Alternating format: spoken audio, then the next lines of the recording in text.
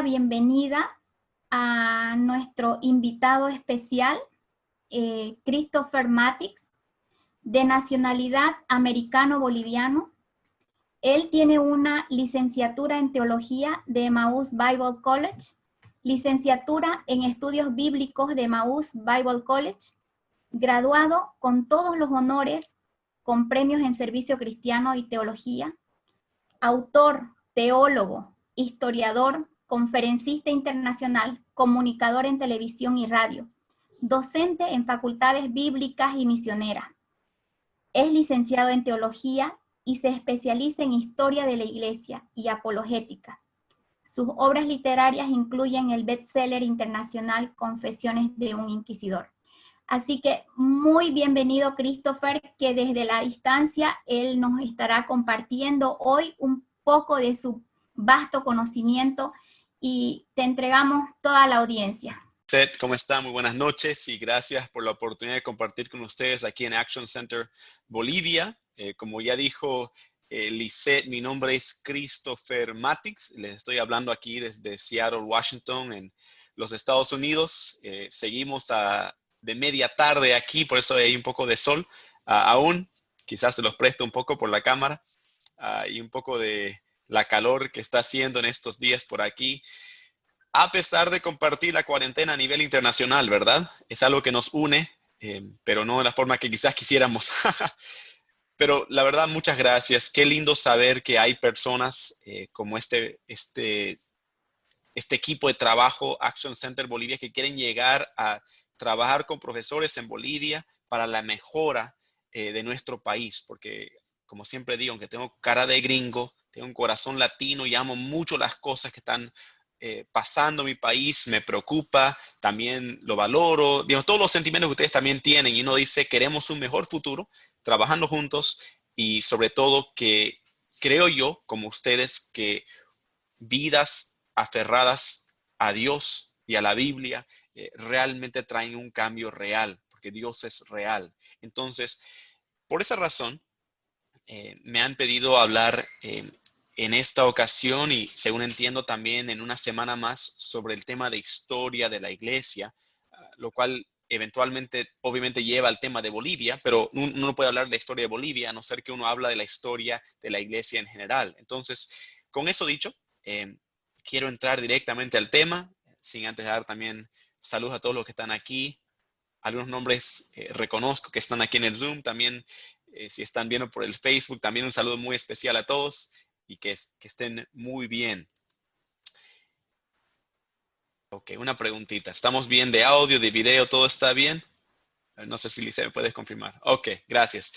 Y entramos directamente con el PowerPoint y vamos a tomar un tiempo para mirar la historia de la iglesia. Vamos a mirarlo, aunque no lo crean, 1500 años de historia en una hora. Entonces, abróchense los cinturones porque esto no es poca cosa. Vamos a hablar de los puntos más importantes. ¿Y por qué estudiar historia? Hay algo muy básico. Creo que, si no me equivoco, lo dijo Platón, que el que no conoce la historia está encadenado a repetir los errores de ella. Es un tema muy importante, entonces, que si no entendemos de dónde venimos, no sabremos qué errores cometieron para no equivocarnos en nuestro propio futuro. Y eso realmente afecta a todo, porque la historia no es algo teórico. Son personas reales que vivieron, errores que cometieron y proezas que también pudieron hacer.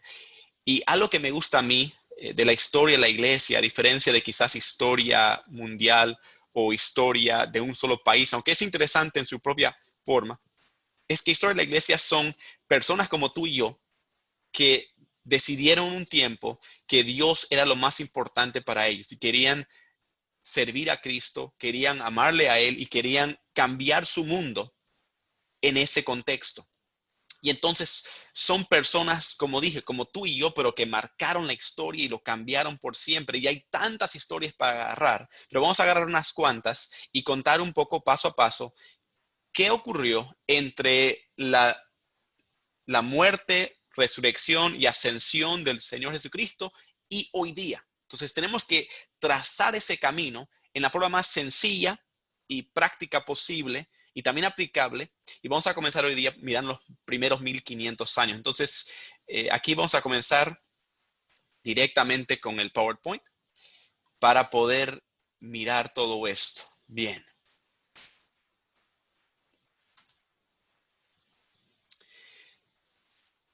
Primero hay un gráfico. Ahora esto está un poco complicado. Me gustaría tener un pizarrón, poder dibujárselo, pero lo mejor que pude hacer es algo así. Entonces, si lo ven un poco mal dibujado o algo, ustedes, profesores, está bien. Yo soy bien perfeccionista por naturaleza, entonces no me gusta que no está tan recto y tan hermoso, pero hacemos lo que podemos, ¿verdad? En esta época de Zoom y todo.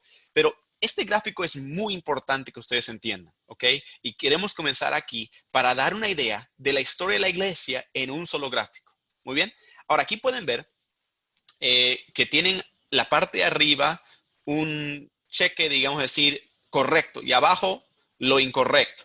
Es una línea de tiempo que comienza con Jesús y luego mira todos los 2000 años que han pasado desde Jesús hasta hoy día, que es una cantidad tremenda de edad. Digamos, si uno mira la historia de Bolivia, estamos en cuánto, 200 años más o menos. Entonces, tenés que sacar y decir 10 veces más. Esa época es la historia de la iglesia. ¿Cuántos nombres, cuántos personajes, cuántos países fueron influenciados durante este tiempo? Y cómo la iglesia, que comenzó gracias a un carpintero de Nazaret, nacido en un pueblo de 400 personas, que tuvo un seguimiento de judíos, nunca tuvo un título teológico, nunca escribió un libro, nunca fue presidente ni del equipo de ajedrez y murió a los 33 años.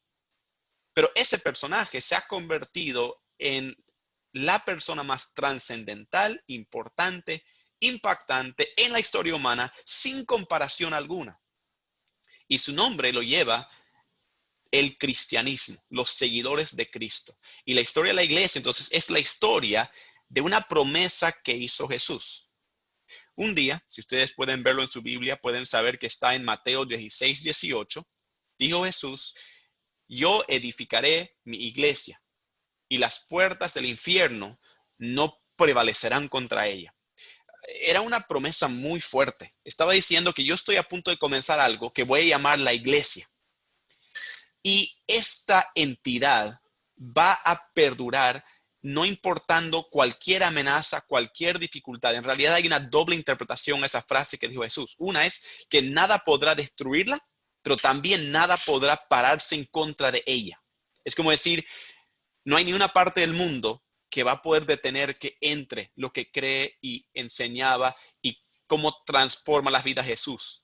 Pero también nada podrá destruir ese movimiento. Nos podrán matar a nosotros, perseguirnos, tener problemas, un montón de cosas, pero la historia de su iglesia no va a terminar porque él dijo, yo edificaré mi iglesia. Él es el dueño, él es el amo y él es el que hoy día todavía vive como rey de reyes, señor de señores y es suyo.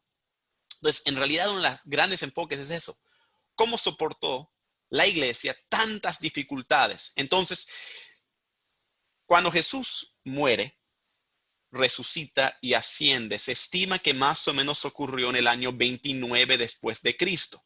Ahora, sabemos que él tenía 33 años, pero hubo un error de cálculo en las fechas, porque el calendario nuestro se llama el calendario gregoriano y fue hecho hace 1000 años atrás. Y tuvieron unos cuantos errores de números y fechas y erraron por unos 4 años, pero está bien. Entonces, año 29, más o menos, la iglesia es fundada. Jesús se va y deja encargado a quienes, a 12 hombres, entre ellos Pedro, Juan, Tomás, no exactamente tus superhéroes que pensarías. Esto eran pescadores, esto eran personas humildes, era cobrador de impuestos. Entre ellos no había un teólogo, entre ellos había muchos de familia pobre, con educación superior casi nula o poca.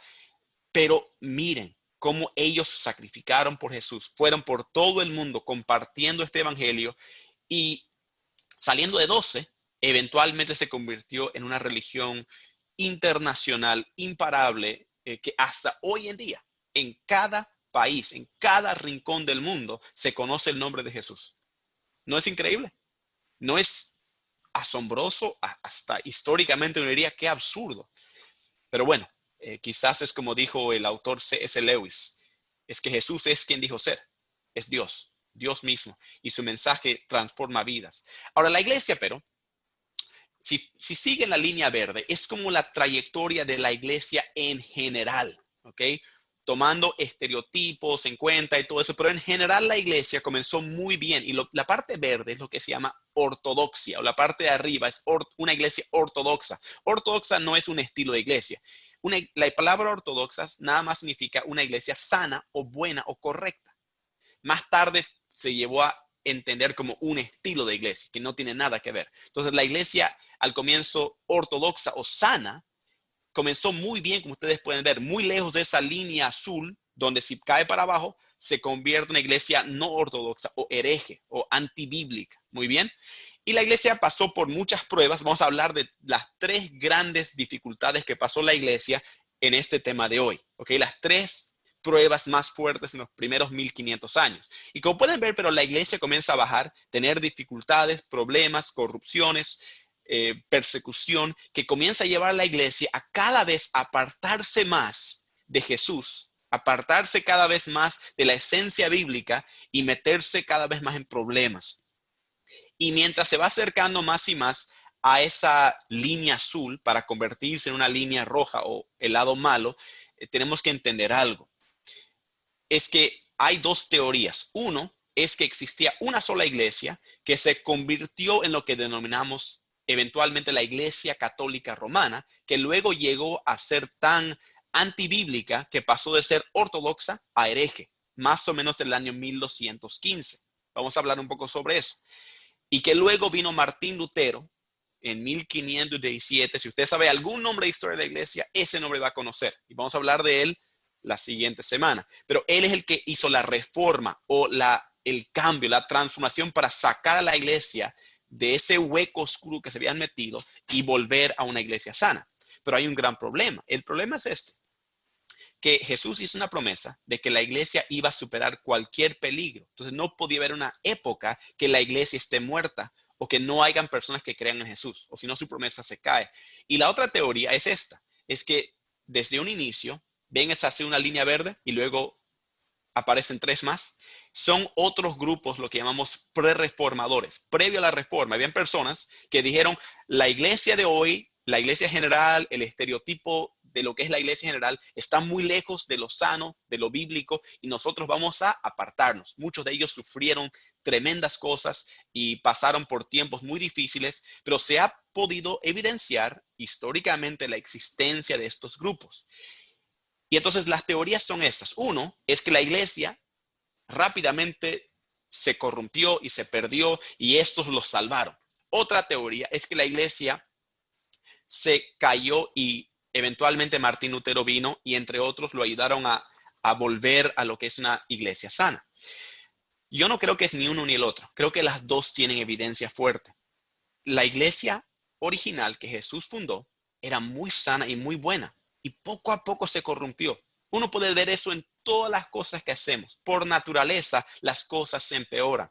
Un ejemplo muy sencillo. Imagínate que agarras una camiseta tuya y lo llenas de tierra y suciedad y mugre y lo tiras afuera y lo dejas por 10 años. Y vuelves a buscar esa polera. ¿En qué condición va a estar? Lluvia, digamos, todas las cosas que ocurren afuera. Esa polera no va a aparecer limpia y sin manchas y bien dobladita y bien refregada. No, va a estar un desastre, hasta quizás no va a existir, se va a podrir. Es la regla de entropía. Las cosas por naturaleza comienzan a deshacerse y es una regla muy importante para cada iglesia, para cada persona, para cada generación. Si no le metemos esfuerzo constante, comienza a corromperse. Y eso pasó con la iglesia. Y entonces vamos a ver cómo este descenso ocurrió y las 3 grandes pruebas o peligros que tuvo que soportar la iglesia. Muy bien, entonces sigamos adelante ahora en eso. Aquí está la frase de Jesús que yo le dije, yo edificaré mi iglesia. La promesa que a pesar de todo ha sido una promesa que nunca se ha roto. Es un estudio en sí maravilloso. Comencemos entonces al comienzo. Vamos a ir paso por paso y explicarlo con calma. El peligro número 1 que sufrió la iglesia fue la persecución. ¿Ok? Y la persecución se dividió en 3 diferentes etapas. Como ya dijimos, Jesús, ese carpintero joven de 33 años, dejó a sus 12 discípulos encargados de una nueva idea, la idea de la iglesia, la idea de personas dedicadas a amar y servir a Cristo a toda costa. Entre los 12 primeros discípulos, claro, sabemos que Judas cometió suicidio, pero fue reemplazado en cierta forma por Pablo, pero los 12 dieron su vida por Cristo, muriendo en formas atroces. Y ese evangelio, ese mensaje de Jesús se esparció por todo el mundo.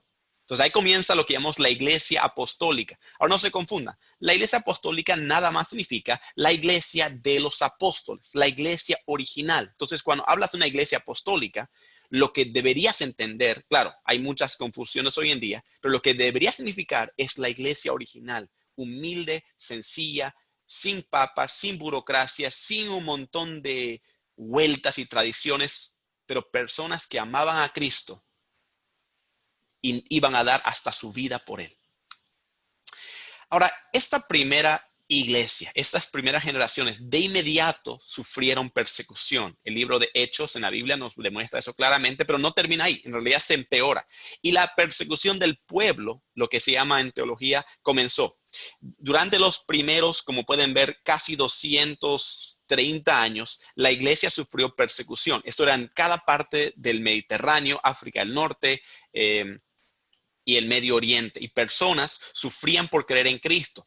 Y la persecución era localizada. A veces había algún emperador que los odiaba, a veces era un gobernador de un cierto pueblo, a veces era el pueblo que, por ejemplo, vendían ídolos y veían a estos cristianos entrar, un montón de gente se convierte, pierden dinero y dicen hay que ir y matarles a estos porque nos están quitando la economía. Entonces, había muchas razones para deshacerse del cristianismo, pero era porque era algo desconocido, era algo pequeño, era algo diferente, y lo diferente siempre no nos gusta.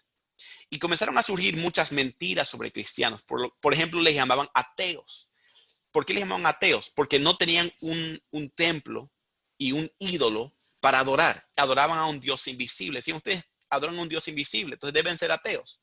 Les llamaban caníbales. Imagínense que ellos supuestamente comían la carne de personas en lo que llamaban la Santa Cena. Pero era un malentendido porque por ahí alguien escuchó una reunión en secreto, porque tenían que ser secreto porque la persecución era fuerte y era persecución a muerte. Y escuchaban a estos cristianos y decían, leer un versículo, esto es mi carne, tomen esto en memoria de mí, esta es mi sangre, tomen esto en memoria de mí. Y uno se puede asustar un poco y no interpretar de que es un símbolo de que Jesús murió por nosotros, y cuando tomamos un poco de pan y vino, recordamos lo que él hizo por nosotros. Pero decían, están ahí matando a niños y comiéndoselos, y en fin, surgieron estas teorías tan absurdas como ustedes pueden imaginar. También les llamaban inmorales sexuales. Los romanos eran extremadamente inmorales. Todo tipo de homosexualismo, pedófilo, lo que puedas imaginar ocurría en Roma. Pero ellos agarraban a los cristianos y decían, los cristianos se hacen tan buenos, tan correctos, tan perfectos y nos hacen sentir mal.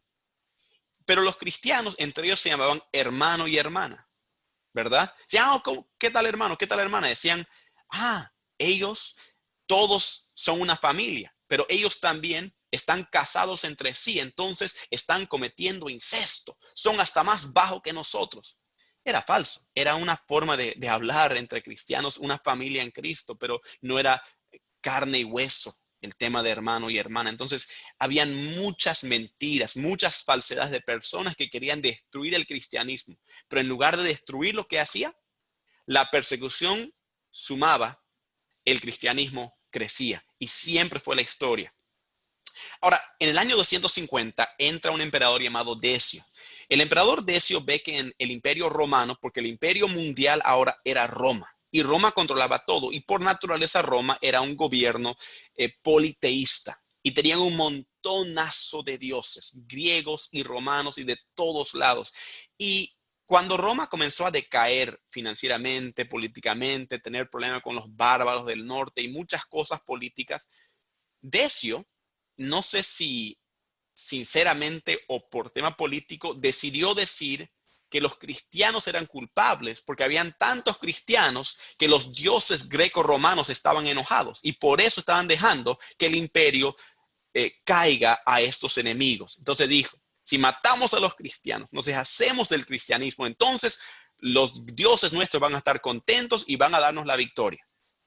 Bueno, fue ahí que comenzó la persecución gubernamental que comenzó en 250 para adelante y fue terrible. Ahora fue masivo. Les traían a coliseos, los masacraban, leones los descuartizaban, los quemaban en vivo, les buscaban en cada esquina y salía edicto tras edicto tratar de destruirles. Pero solo se puso peor. Porque en el año 303 al 311 hubieron dos emperadores famosos por su brutalidad y su barbaridad, llamados primero Diocleciano y luego Galerio. Ambos emperadores, uno tras del otro, pusieron básicamente una ley de que se iba a exterminar de la faz de la tierra al cristianismo. Duró 7 a 8 años y es conocido como la época más terrible en la historia del cristianismo. Fue un intento premeditado de encontrar a cristianos en cada esquina, en cada lugar y matarles. Pero otra vez, en cuanto la iglesia más sufría persecución, tanto más subía la membresía. ¿Por qué? Porque gente les miraba en el Coliseo, cómo se arrodillaban en los coliseos y leones venían y les descuartizaban, gladiadores venían y les cortaban la cabeza. ¿Y qué hacían ellos? Con una sonrisa en el rostro cantaban y adoraban a Dios y miraban al cielo con una esperanza. Y la gente romana comenzó a decir, ¿qué tiene este que no tengo yo? ¿Cómo puede sonreírle a la muerte? Y yo no estoy ni feliz en mi propia vida. Algo debe tener. Y entonces, uno tras otro se convertía a Cristo. Quiero contarles una sola historia de un mártir muy famoso. Su historia era Policarpo de Esmirna, porque a veces uno mira historia y mira como en general, pero es bonito poder bajar y escuchar la historia de un hombre y ver, o mujer, porque hay grandes hombres y mujeres en la historia de la iglesia, pero algunas historias realmente nos capturan la imaginación. Uno de los primeros grandes mártires o morir, el que muere por su fe, fue Policarpo de Esmirna. Esmirna es una ciudad antigua en lo que es actualmente Turquía, y si usted lo mira hoy día sería la ciudad de Izmir, si no me equivoco, en Turquía actual. Y Policarpo era el discípulo personal del apóstol Juan. Luego él se convirtió en un anciano o líder de la iglesia, una persona con mucha influencia que escribió libros y marcó mucho en esa zona. Pero el gobernador, porque obviamente esto es dentro de la parte de la persecución del pueblo, ¿se acuerdan? Del año 29 al año 250. Aquí caen las fechas de Policarpo. Y el gobernador dice, quiero erradicar a los cristianos de la ciudad. ¿Y cómo voy a hacerlo? Destruyendo a su líder y callando al más fuerte de ellos. Y entonces llegan a la casa de Policarpo y él tenía 86 años de edad. Y era un viejito. Y los soldados le tienen pena, entran y Policarpo le dice, vengan, siéntense, les invito a comer. Y con vergüenza entran y comen y le dicen, tenemos que arrestarle, pero no queremos. ¿Por qué no usted nomás dice, niego a Jesús, niego a mis creencias, me voy a callar y usted puede vivir, ya es mayor? Y Policarpo famosamente respondió, ¿cómo puedo yo darle la espalda a aquel que nunca me dio la espalda a mí? Y dijo, nunca. Y le agarraron a este viejo de 86 años y le mataron a un coliseo. Y ahí estaba el gobernador de la ciudad y enfrente de todo el público, con hambre de ver muerte y sangre, le dijo, ¿vas a dar tu espalda a Cristo? ¿Vas a negar tu fe? Y él dijo, nunca. Y entonces él dice, voy a mandar a leones que te van a descuartizar, que te van a matar aquí en público, tu sangre va a correr. Y este hombre, imagínense, 86 años, se para ahí el viejito y le apunta el dedo al gobernador y le dice, trae a tus leones, ¿crees que tengo miedo? Y bueno, entonces el gobernador le responde y le dice, si no le tienes miedo a mis leones, yo voy a atarte una estaca y te vamos a quemar en vivo enfrente de toda esta gente.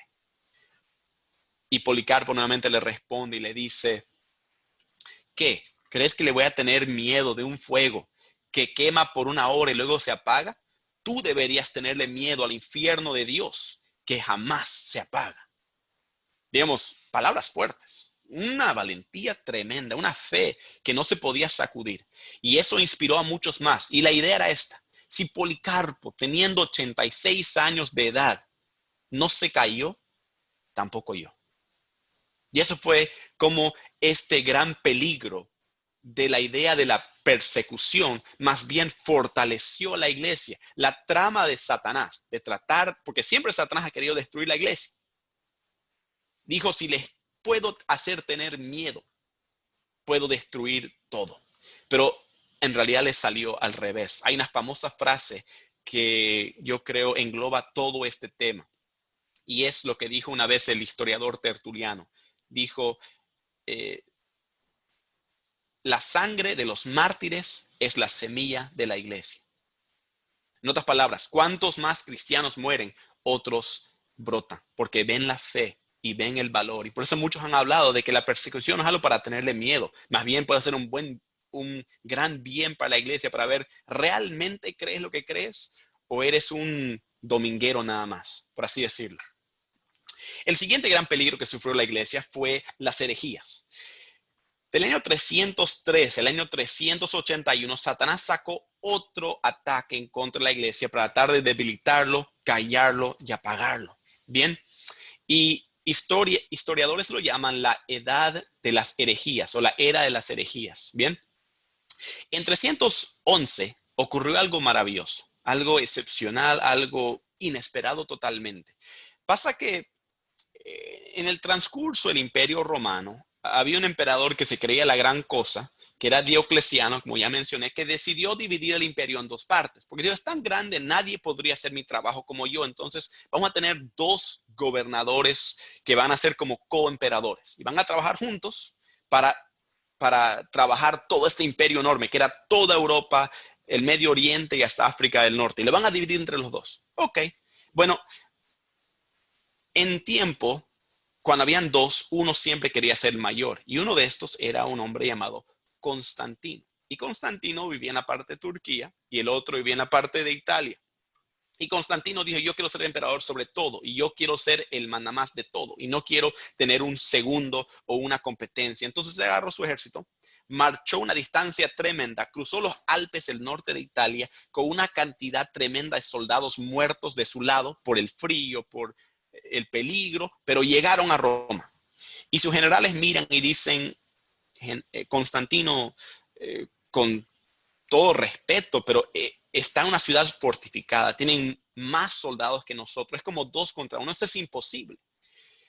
Pero Constantino dijo, no, vamos a ir a la batalla. Pero ¿cómo animar a sus soldados? Para ir a algo que parecía suicidio, una masacre estaba por ocurrir. Bueno, esa noche, supuestamente, según la historia, yo no lo creo tanto, pero a ver, supuestamente él tuvo un sueño. En ese sueño Dios le apareció a Constantino, le dijo y le mostró un símbolo en el cielo y le dice, con este símbolo tendrás la victoria. Entonces Constantino se despierta, agarra y pinta este símbolo que era una P encima de una X, que era el símbolo antiguo de cristianos, y lo puso sobre su armadura y sobre sus cascos, y así entraron a la batalla y ganaron. Ganaron una batalla que no deberían haber ganado. Y cuando entran a la ciudad, Constantino se declara cristiano, ya que el Dios de los cristianos le dio la victoria. Ahora muchos dicen, wow, en realidad se convirtió a Cristo. Bueno, la dificultad es esta. Constantino nunca demostró el carácter de una persona realmente arrepentida o cambiada por una relación con Dios. Más bien, el último día de su vida recién se bautiza y vio una vida bastante inmoral. Entonces uno dice, entonces, ¿cómo es la cosa? Bueno, es política. La política siempre dice, si voy a entrar a Roma, tengo que hacer feliz a esta gente y una forma muy sana y muy fácil es agarrar a la mayoría silenciosa. Muchas veces hay un gobierno que no es querido y no es amado y hay una minoría o a veces, mejor casos, una mayoría silenciosa, y si yo les puedo dar el gusto a ellos, ellos mismos van a aplastar el gobierno por mí y van a sacar a los otros. La mayoría silenciosa eran los cristianos. Había crecido de ser un grupito de pocas personas en Israel que habían llegado a tener tanto impacto que Roma era quizás más de 50% de cristianos, a pesar de la persecución. Imagínense. Entonces, él entra y el cristianismo es llamado la religión oficial del imperio. Noche y día. De ir de ser perseguidos, masacrados, torturados, quemados en vivo, destruidos por leones, a ser la religión oficial, era un cambio trascendental. Ahora, ¿qué significaba esto para el cristianismo? Significaba ahora que no había ningún peligro en ser cristiano. Más bien, era socialmente aceptable y beneficioso. Y entonces, ¿qué hacían los ex curas de las religiones greco-romanas? Los líderes de los templos de Zeus y Atenas y Job y todo eso, ¿dónde iban a ir? Bueno, como me gusta decir, cada persona y su perro se convertía a Cristo, porque era lo conveniente para hacer. Entonces todo el mundo se hizo cristiano, todo el mundo iba a la iglesia, todo el mundo sabía que la Biblia, que Jesús, que Dios te bendiga, que todo, y se convirtió en un imperio cristiano por nombre. Y eso llevó a otro reto, porque muchas personas que habían ganadose la vida como sacerdotes de falsas religiones, ahora veían al cristianismo como su forma de hacer dinero. Entonces aprendían lo básico del cristianismo, pero no tenían una vida transformada. Y eso llevó a un montón de retos. Y las herejías comenzaron a entrar rápido y furioso. La primera era un peligro que creo que muy pocos veían como algo peligroso en el comienzo. ¿Qué pasa cuando unes la iglesia y el Estado? Bueno, creo que cualquiera sabe hoy día que es muy peligroso. Uno puede mirar historia tras historia tras historia, hasta en Bolivia, que eso no es una buena idea. La religión tiene su lugar, el Estado tiene su lugar. Y los fundadores de Estados Unidos, por ejemplo, decían, la iglesia debe de influenciar para bien al Estado, pero el Estado no tiene derecho a decir a la iglesia qué hacer. Eso está en la Constitución de Estados Unidos, por ejemplo. Es bien interesante porque ellos se daban cuenta cuando el Estado y la iglesia se juntan, no es que son par y par, es que el Estado domina a la iglesia y lo convierte en su títere para callar a las masas. Porque por medio de la iglesia les tiene sumisos, dando su dinerito, callándose, siguiendo las órdenes, y luego el Estado dice que enseñen esto, que enseñen esto, que enseñen esto, o si no. En fin, un ejemplo muy vivo ahorita es lo que está ocurriendo en China, pero no voy a entrar en detalles, pero ahí el Estado usa la religión y cualquier religión que haya para empujar el modus operandi o lo que el gobierno quiere enseñar. Y si no lo enseñas, destruyen tu iglesia, te matan, te meten en cárcel, todo eso. Entonces, iglesia más Estado, igual a utopía, un mundo perfecto. No, pero en ese tiempo nadie había visto el mal caso de esto. Y se dejaron llevar y llevó a tremendas consecuencias que se vivieron en Europa por el resto de la historia hasta más o menos Martín Lutero. Para ponerlo bien breve, para no entrar en mucho detalle, básicamente es esto. Cuando surge lo que llamamos la Iglesia Romana Católica, surge 200, 300 años después de esto. Recién en los años 600, 700 tenemos lo que hoy día llamaríamos la Iglesia Católica Romana. Y básicamente es esto. El Papa se convirtió en el emperador y en el líder espiritual. Entonces, política y religión bajo un solo hombre, poder absoluto. Básicamente, un ser omnipotente en la tierra. Nadie le puede contradecir. Puede cobrar impuestos, puede sacarte también ofrendas, puede controlar qué dices, qué haces, dónde vas, cómo te comportas. Todo está controlado bajo un solo gobierno. Afuera dice religión, atrás dice política. Y eso es una realidad histórica. No comenzó así. Nadie vio este peligro. Pasaron cientos de años antes de que comenzaron a vivir las consecuencias de algo así. Por eso hoy día en la mayoría de constituciones dicen el Estado y el gobierno son separados. Por esta razón. Otro problema muy grave era herejía. Una herejía significa cuando una enseñanza clave de la palabra de Dios es malinterpretada, rota o en una forma manipulada, ¿ok? Entonces, herejías comenzaron a surgir sobre Cristo. Muchos amaban a Cristo, daban su vida por Cristo y leían la Biblia, pero no tenían un concepto muy bien doctrinal de quién es Jesús, cómo funciona, cómo responder las cosas. Y comenzaron a entrar muchos teólogos, bueno, por así decirlo, de otras religiones, greco-romanos, que tenían sus propias ideas medias raras de que este Dios durmió con este Dios y tuvieron un hijo llamado esto, que Hércules es el hijo de Zeus, y un montón de basura, cosas rarísimas. Y trataron de fusionarlo con el cristianismo, pero no tenían mucho respeto por la palabra de Dios. Entonces comenzaron a surgir muchas preguntas. Por ejemplo, ¿es Jesús divino o es humano? ¿Fue un ser creado o fue un ser eterno? Entonces, había un montón de herejías, literalmente docenas y docenas de diferentes grupos que surgían. Uno decía que Jesús era enteramente Dios y solamente aparentaba ser humano. Otros decían que él era un humano que fue creado por Dios, que por sus buenas obras y buena vida llegó a ser un semidios, como un Hércules, que era un hombre y Dios al mismo tiempo. Otros decían que él no era eterno, que tuvo un inicio, que fue creado, en fin, un montón de diferentes teorías. Otros que decían que era mitad, otros decían que él era 99% Dios y una sola gotita de hombre para las apariencias, en fin. Y la gente se comenzó a confundir. Uno puede tomarlo como algo negativo, cuando alguien viene y te hace dudar lo que crees o puede atacar, y muchos tenemos la tendencia que cuando alguien me dice algo que contradice lo que yo creo, ¿qué hago yo? Yo me defiendo con rabia, con enojo, le digo, no, así son las cosas. Pero la forma correcta es decir, ok, cuando viene una duda, una pregunta, es una oportunidad para encontrar la verdad. Entonces, ¿quién es Jesús? ¿Cómo se puede interpretar correctamente?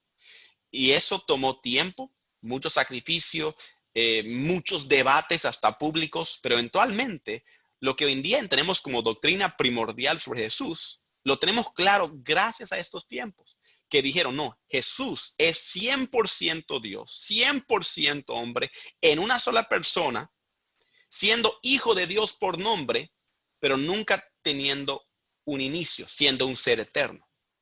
Entonces, en fin, eso es algo muy grande que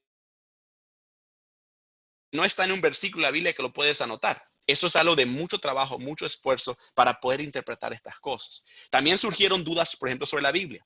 ¿Qué entra a la Biblia? ¿Qué libro no entra? ¿Cómo sabemos si algo está, en fin, correcto, no correcto? En fin, no voy a entrar en los detalles, pero fue todo un lío. Pero gracias a ese esfuerzo, ahora tenemos tremenda claridad sobre eso. Otro tema que surgió era el tema de la Trinidad. Aquí hay una imagen que está en latín, pero dice, al centro está Deus, que sabemos que es Dios, est pater, est, aquí puedo leerlo aquí, est filius, est spiritus sanctus. ¿Qué está diciendo? La Trinidad, muchos comenzaron a dudar. ¿Hay tres dioses? ¿Hay un solo Dios? ¿Es el Hijo realmente Dios? Aquí los cristianos sacaron una determinación, que Dios es uno, demostrado en tres personas diferentes. Dios es el Padre, Dios Hijo, Dios Espíritu Santo. Pero Dios Padre no es el Espíritu Santo.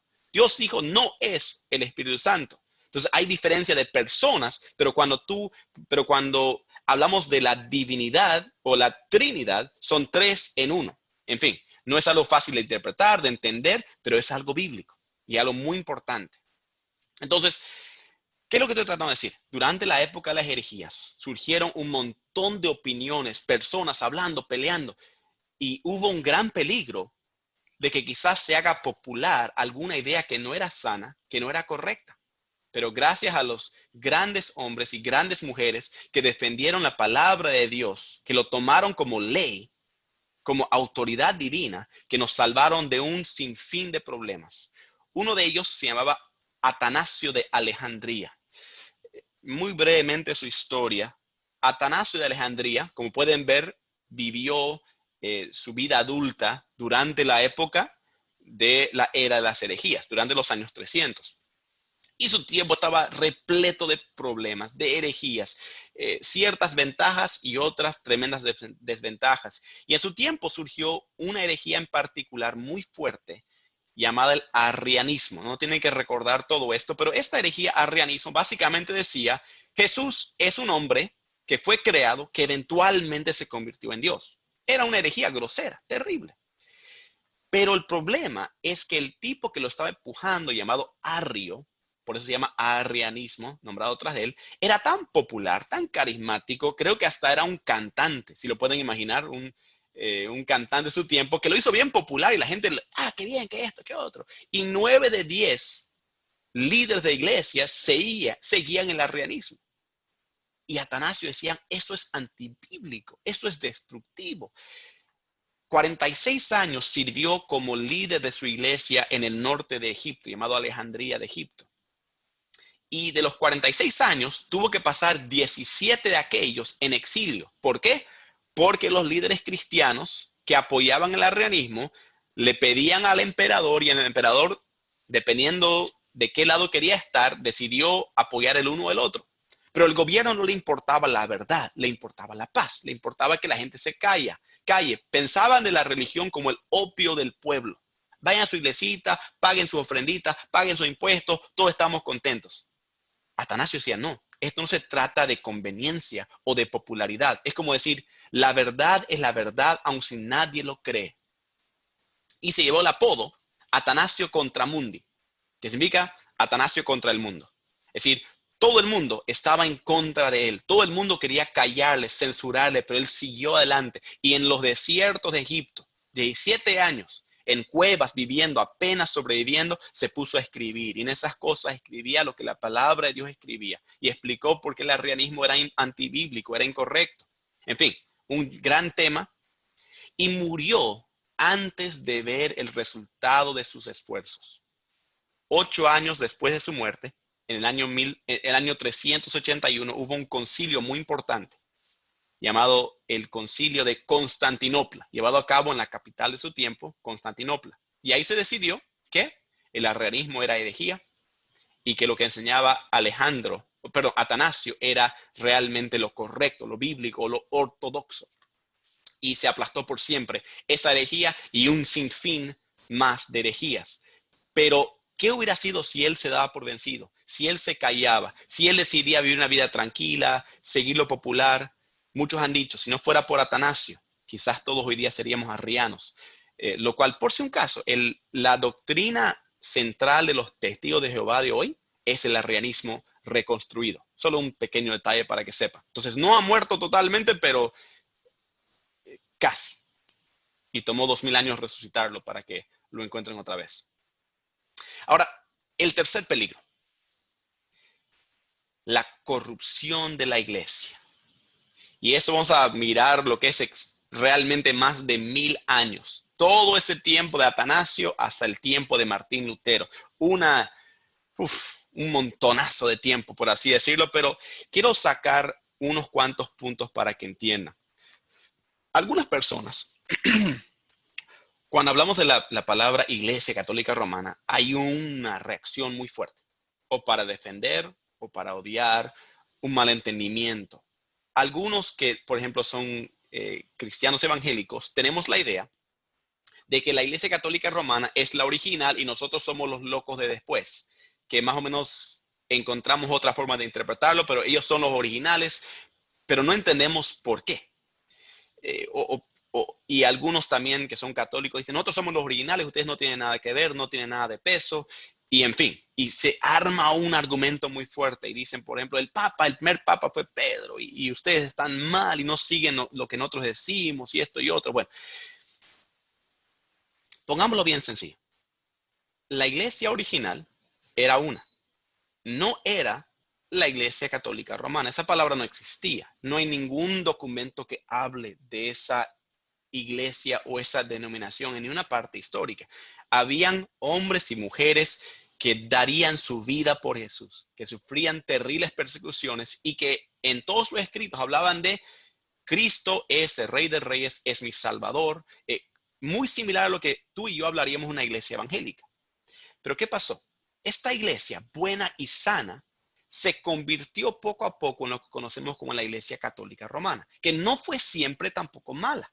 Durante los primeros 500 años, la Iglesia Católica Romana, yo argumentaría y muchos teólogos argumentarían que surgió en su forma que entendemos más o menos en los años 600, 700. ¿Por qué? porque no aparece el primer papa históricamente hasta los años 700. La idea de mariología, de la adoración a santos, no aparece hasta esos años. La idea de purgatorio recién se da a entender hasta el año 1200. Me estás diciendo que Jesús forma una iglesia y 1200 años más tarde recién alguien se ideó la idea de purgatorio. No, es que es un invento humano, no está en la palabra de Dios.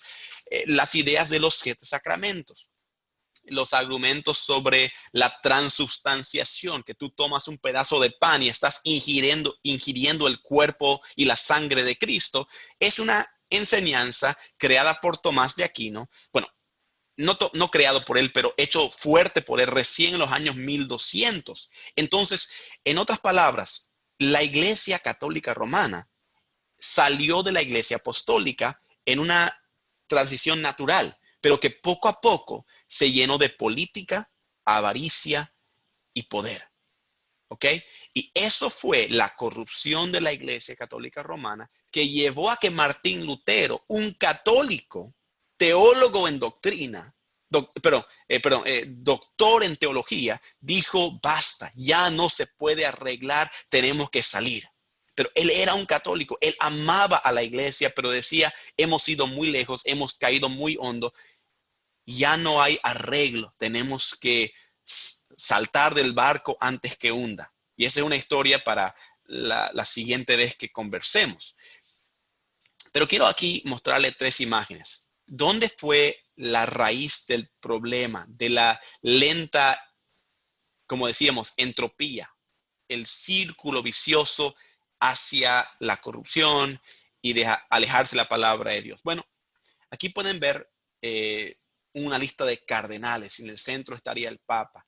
Todos esos conceptos, el Papa y todo es algo inventado por los hombres, que más tarde vino.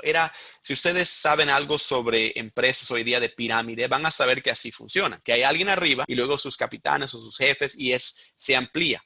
Los trabajadores duros están abajo y el dinero que ganan van arriba, arriba, arriba, pero el grupo de arriba se hace cada vez más pequeño y ellos controlan el poder, el dinero y tienen toda la autoridad. Se llama empresas o negocios de pirámide. Bueno, eso está en casi cualquier gobierno, cualquier lugar usan el mismo método en ciertas formas.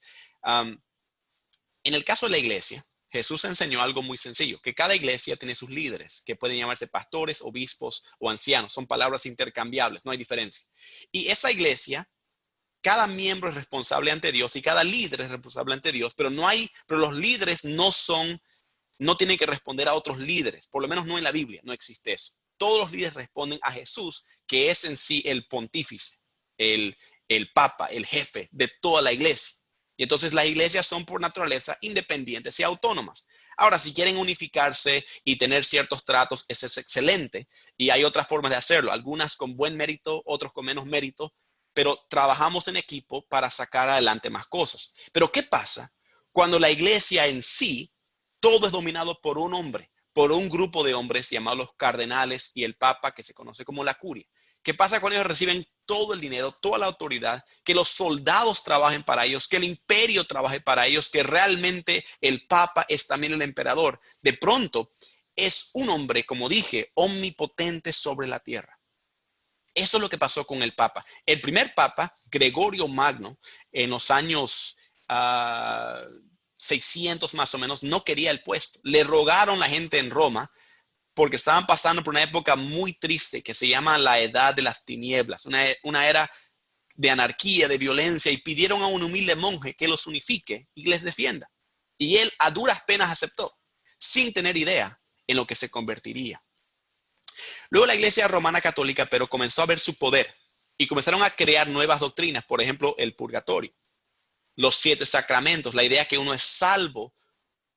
Jesús, tú no hablas con Jesús, tú hablas a la iglesia y la iglesia habla a Jesús y la iglesia te da salvación, solo por medio de la iglesia, lo cual contradice la palabra de Dios. Y tenía que venir por medio de los 7 sacramentos, que fueron recién creados el año 1100.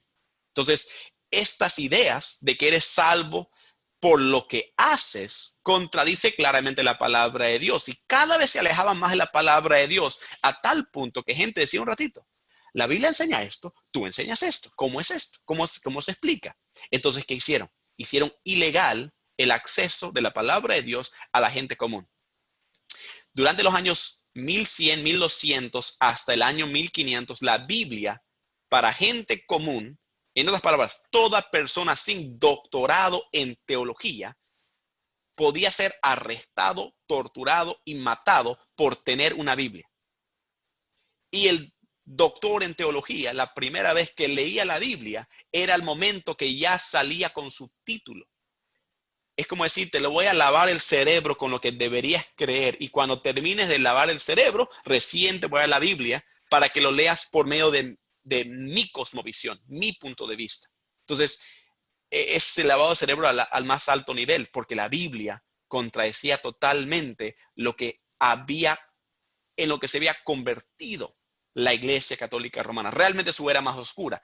Y creo que el pináculo de la maldad es lo que se llama el oficio de la Santa Inquisición, una entidad creada oficialmente años 1215 y durando hasta el año 1860. Imagínense la cantidad de tiempo. La cantidad de muertos no es exactamente conocida, pero es por lo menos 1 millón. Probablemente 5 veces más eso, gente que sufría todo tipo de dificultades. Si la Inquisición te agarraba, perdías todo, tu nombre, tu familia, tu dinero, todo lo que tenías.